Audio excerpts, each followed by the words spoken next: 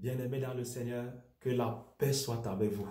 Je suis votre serviteur, le pasteur Bahel d'Écho de la trompette. Et comme j'aime toujours à le dire, la trompette de Dieu sonne. Entends-tu son écho? La trompette de Dieu sonne. Ce matin, nous parlons de savoir demander pardon. Alléluia. Savoir demander pardon. Savoir demander pardon, frère, n'est pas de la lâcheté.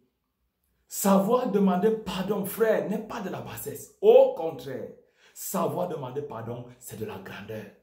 Savoir demander pardon, c'est ce que Dieu demande d'un être humain. Savoir demander pardon, c'est la nature des enfants de Dieu. Alléluia.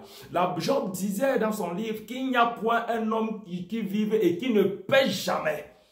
Lorsque quelqu'un ne demande pas pardon, il y a des gens qui ne savent plus demander pardon. Ou qui n'ont même pas l'intention de demander pardon. Lorsqu'un homme arrive à ne plus demander pardon, c'est un danger.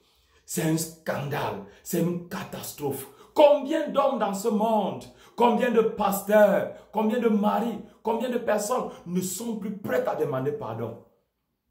Oh, mon frère, tu commets des gaffes, tu commets des bêtises, tu fais des fautes lourdes et tu ne peux pas demander pardon. Demander pardon, c'est de la grandeur. Alléluia. Demander pardon, c'est la vie des enfants de Dieu. Demander pardon, c'est le début même de la sanctification. C'est la preuve qu'on est humble. Lorsqu'on refuse de demander pardon, lorsqu'on refuse, c'est une preuve qu'on est orgueilleux. Et la Bible déclare, Dieu résiste aux orgueilleux, mais il fait grâce aux humbles. Alléluia. Nous allons voir beaucoup de personnes dans la parole de Dieu qui ont demandé pardon. Elles étaient même par moments des personnes dangereuses aux yeux de Dieu. Nous avons un roi comme Achab, le mari de Jézabel. Nous connaissons bien Jézabel, la méchante, la sorcière, la criminelle. Achab et sa femme se sont entendus. Jézabel a monté un coup. On a tué Naboth. Parce que Achab convoitait la vigne de Naboth de Jezreel. Et Achab s'est levé pour aller s'emparer de la vigne de Naboth. Dans le livre de 1 roi, le chapitre 21, à partir du verset 27. Et au verset 29, là, vous voyez, Élie est intervenu par la parole de l'Éternel. Et il a annoncé la malédiction à Achab. Le malheur de la part de l'Éternel.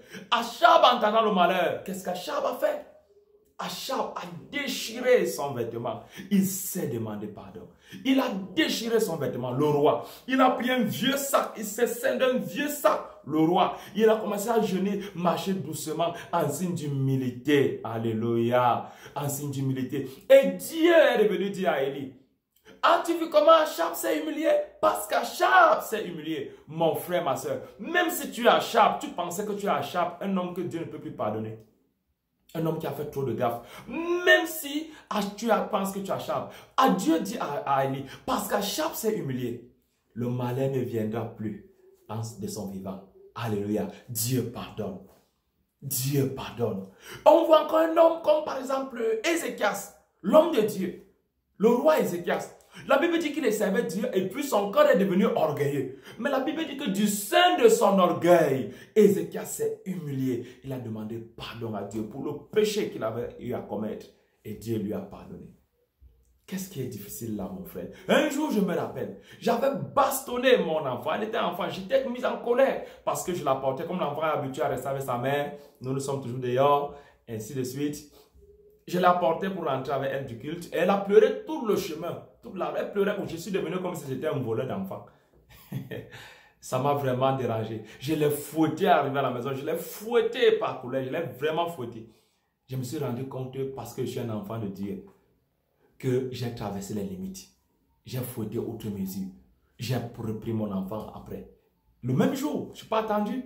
Je l'ai porté sur mes bras en la consolant. J'ai dit pardonne-moi. J'ai demandé pardon à mon enfant. Qu'est-ce qui est difficile là? Je suis mort. Le père ne doit pas demander pardon à son enfant. C'est l'orgueil qui peut dire des choses comme ça. Le pasteur ne doit pas demander pardon au fidèle parce qu'il a scandalisé. C'est l'orgueil. Lorsque tu as scandalisé un fidèle, vous savez, c'est dangereux de scandaliser. Et c'est dangereux d'être pasteur. Nous gérons des âmes, nous gérons des familles, nous gérons des dossiers sensibles. Tu peux détruire le foyer d'un frère. Tu peux détruire une vie. Tu peux faire des gaffes. Tu peux détruire un frère. Lorsque tu te rends compte que tu as mal agi, mon frère demande pardon. Humilie-toi. Sinon, Dieu tiendra que tu as scandalisé. Et celui qui scandalise La Bible dit, vaut mieux mettre une meule de moulin sur son cou et le jeter au fond de la mer ou du lac que de scandaliser une seule brebis. Nous n'avons pas le droit de scandaliser les gens. Lorsque tu as scandalisé, tu allais commettre adultère avec une fidèle. Tu as scandalisé, traumatisé la fidèle là. Tu dois demander pardon. Tu dois lui demander pardon, t'humilier. Non, tu commences à donner des justifications. Non, c'est que c'est ceci, c'est cela. Tu justifies quoi? Oh, je suis le pasteur. On va dire que quoi? Ça va scandaliser les gens. C'est toi qui as scandalisé. Tu dois demander pardon. Demander pardon, c'est une preuve qu'on est un enfant de Dieu même. Alléluia. Nous voyons par exemple l'histoire du fils prodigue. Dans le livre de Luc, au chapitre 15. Le fils prodigue a dilapidé le bien de son père bien-aimé. Et il est rentré demander pardon. Il dit, mon père, j'ai péché contre le ciel, contre Dieu et contre toi. Je ne suis plus digne d'être appelé ton fils. Voilà ça. Je ne suis plus digne. Tu te mets dans des conditions que la personne à qui tu parles doit sentir vraiment que tu t'humilies et que ça vient du fond de ton cœur. Mais quelqu'un a giflé son père, il a giflé sa mère. Tu sais comment les mamans font pour accoucher? Tu insultes ta mère, elle te passe faire. On t'a porté 9 mois dans le ventre, elle a failli mourir à cause de toi. Elle t'a porté, elle t'a conçu, elle avait des nausées, elle ne mangeait même plus. Elle est arrivée à l'hôpital, on a même peut-être opéré de la césarienne. Elle a failli laisser sa vie. Et lorsqu'on t'envoie plusieurs autres, tu t'en vas gifler ta mère. Et lorsqu'on te demande pardon, bon, maman, je m'excuse. Je m'excuse. On s'excuse, tu t'excuses, je m'excuse. C'est trop facile de dire je m'excuse. Mon frère, humilie-toi. Mets-toi à genoux devant ta maman. Mets-toi à genoux devant ton papa. Couche-toi même au sol. Au besoin. Et tu lui demandes pardon. Le Père te pardonnera de tout son cœur. Ça aura un effet. Mais si tu te jettes seulement au sol parce qu'on a dit et ça ne vient pas de ton cœur, on ne se moque pas de Dieu. Ce qu'un homme a sémé, il le moissonnera aussi. Mon frère, tu peux demander pardon. Tu demandes pardon à ta femme. Tu as maltraité ta femme. Tu as méprisé ta femme. Tu as insulté ta femme. Tu l'as même bastonné. Tu l'as giflé. Demande pardon à ta femme. Elle t'a fait du mal. Oui, je suis conscient. Elle t'a fait du mal. Demande pardon. Ma soeur, demande pardon à ton mari. C'est dur. C'est dur. La vie continue. Demande pardon. Tu as fait du mal à ton mari. Demande-lui pardon. Et Dieu te pardonnera. C'est simple. Fidèle, tu as fait du mal à ton pasteur. Tu as parlé mal de ton pasteur. Mais demande pardon. Tu as dit des choses fausses. Toi-même, tu savais que c'est faux. Demande pardon. Qu'est-ce qui est dit? Mais je suis dépassé. Dans le livre de Psaume 32, David parle du bonheur de celui à qui Dieu pardonne. Parce qu'il a demandé pardon. Il dit que tant qu'il s'est tué, lui qui avait commis des gaffes, son cœur se troublait, il était tourmenté. Mais quelqu'un fait du mal et il prie, il a les révélations, il a des visions. Il dort tranquillement. Je suis dépassé, ça me dépasse. Tu pries, tu as des visions alors que tu as fait des gaffes. Et on va me demander à quelqu'un de prier à l'église. Tu es le premier à te lever pour prier. Tu n'as cependant pas demandé pardon à nos frères, à la sœur à qui tu as commis, contre qui tu as commis des gaffes. Et mon frère, il n'y a que les démons qui ne demandent pas pardon. Vous avez déjà entendu que Satan a demandé pardon un jour? Vous avez déjà entendu que les démons ont demandé pardon un jour? Oh, ils font des gaffes. Ils détruisent le monde. Ils trouvent. Mon frère, c'est de l'orgueil que de ne pas demander pardon. Humilie-toi. Même si au travail, tu as fait du mal. Même si tu es patron, tu es chef d'entreprise. C'est toi qui es patron. Je sais quel titre te donner. Et tu as fait du mal à quelqu'un qui travaillait chez toi, à ta secrétaire. Demande-lui pardon. Ça t'élève. Alléluia. Lorsque tu t'abaisses, Dieu t'élève. Shimei de Bachurim, le dangereux Shimei, il a maudit David dans le livre de 2 Samuel. Maudit David. Shimei le dangereux. Il a jeté la poussière, soulevé la poussière, maudit David. Mais il est revenu dans 2 Samuel 19.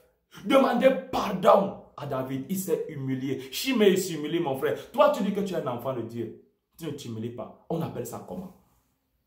David a pardonné Shimei. Alléluia. Tu dis que vraiment, l'humilité, le pardon, demander pardon, c'est une preuve d'humilité et c'est le début de la sanctification. C'est le début de la sanctification, mon frère, ma soeur. Ne reste pas, ne fais pas un jour sans demander pardon. Tu te rappelles pendant que je parle que tu as fait du mal à quelqu'un. Appelle la personne, demande pardon. Tu vas voir, ça donne la paix, ça donne la vie. Mais quand on ne demande pas pardon, ça veut dire que tu fais un blocage. Tu es orgueilleux, que Dieu te résiste. Ma prière, c'est que Dieu te résiste et que jusqu'à ce que tu t'humilies et que tu demandes pardon. Job dans Job, le chapitre 31, à partir du verset 33, Job dit, si, comme les hommes, j'ai caché mes transgressions et renfermé mes iniquités dans mon sein parce que j'avais peur de la multitude, parce que je tenais le mépris des familles, me tenant à l'écart et n'osant franchir ma porte. Job démontre que les hommes ne se répandent pas parce qu'ils ont peur, parce qu'ils ont honte.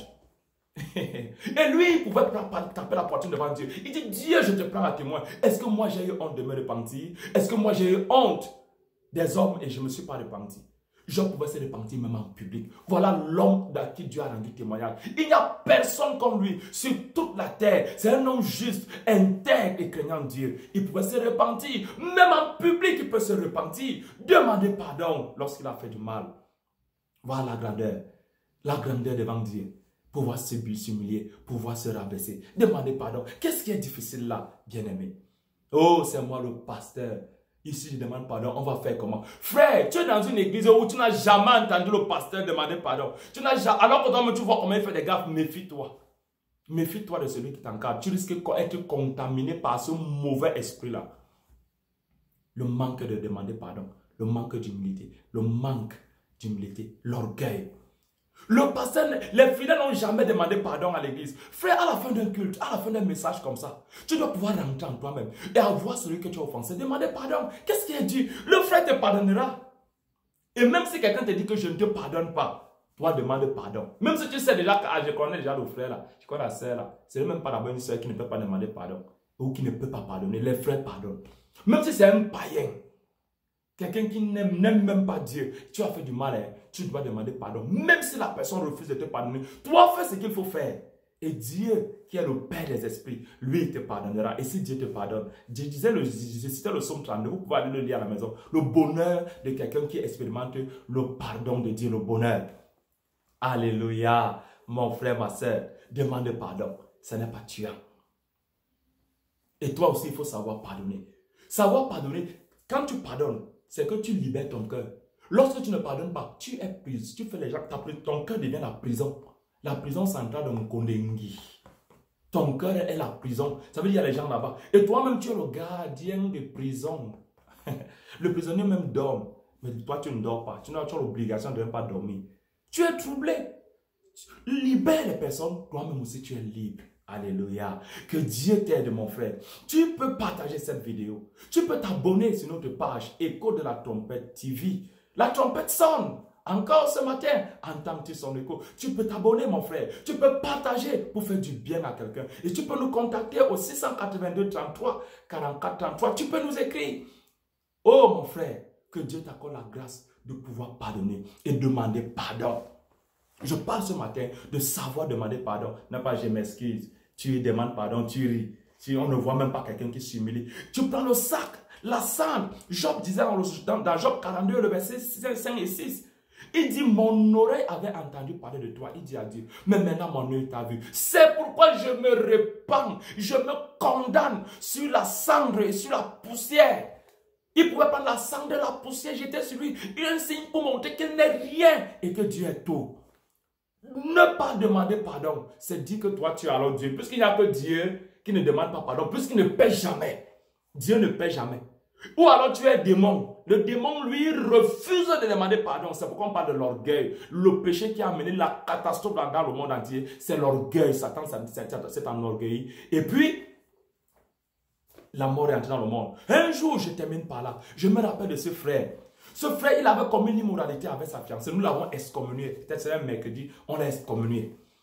Dimanche, le frère s'est levé, il s'est humilié, il s'est repenti, il a demandé pardon, il s'est humilié. Nous avons senti que oui, ici le fruit est arrivé. Quand on discipline les gens, quand on excommunie quelqu'un même, ce n'est pas par vengeance, ce n'est pas, d'autres le font, hein.